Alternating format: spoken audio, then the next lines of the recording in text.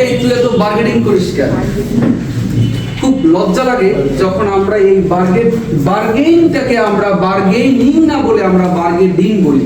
আজকে থেকে শিখে যান, বার্গেনিং বলতে কোনো শব্দ নেই, সম্পূর্ণ ভুল এবং এটা লিখিত ভুল, সহজভাবে ভুল।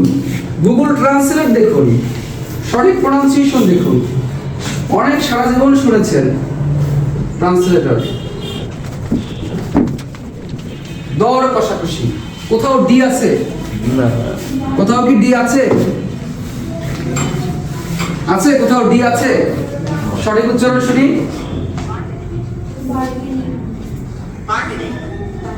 সারা জীবন কি শুনেছেন? বার্গেনিং। শুনেছি কি? বার্গেনিং।